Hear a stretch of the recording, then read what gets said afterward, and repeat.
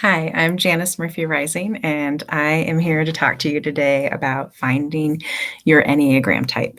For those of you that don't know, the Enneagram is a 9 point system that is oftentimes thought of as being a personality test. I think of it as a map that describes your inside experience of what it's like to be in the world.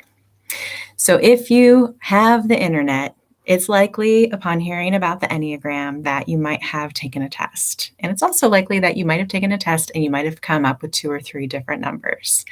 That's not how I learned my Enneagram type because I learned the Enneagram before there were a lot of tests available online. But this is very common, and it's often common that people give up there because they're not sure or they think they've tested as a couple of types. What I would tell you is that as you get to know the Enneagram, that numbers usually have a relationship to one another. And so when you learn the whole Enneagram, you'll understand that you tested like a few. But those few help to narrow it down a little bit to what your starting point might be. For example, I thought initially that I was a 9. And if I took a test, I probably would be either a 9 or a 6 or maybe a 4. And so if that were me, I would actually sit and read up on those 3 numbers to get a better sense of whether or not they're a fit or not. Then the next thing you want to do is you want to ask yourself a lot of questions. As you read the 6, for example, or the 9 or the 4, is this me? Does this feel like a fit? Does this feel like my true internal experience? Yes or no? And it would not hurt you to keep a journal of some of the things that you're learning about these different numbers. And it's not a waste to learn these different numbers because if you learn 3 numbers, then you've learned a third of the system. And that's really helpful for you in understanding the whole system itself. You want to ask yourself, what am I like when I'm stressed out? What am I like when things are going really well, like really swimmingly?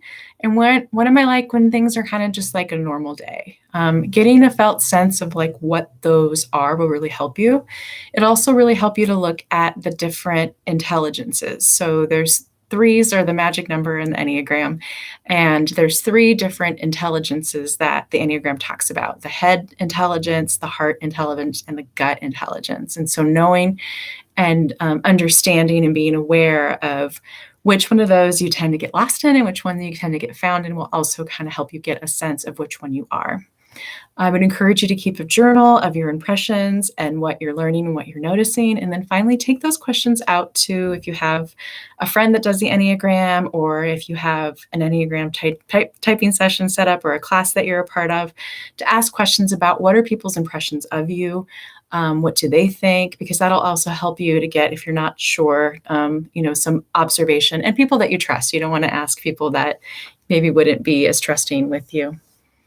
And finally, I think taking a class or being a part of a community is really helpful. So I would encourage you to find a community to be a part of. Okay, I hope that you find lots of good information about yourself and about others. I see the Enneagram as being a way to help us resolve conflict and to really understand ourselves and other people that we interact with. And so I hope that you find this and more from your Enneagram journey. Be well.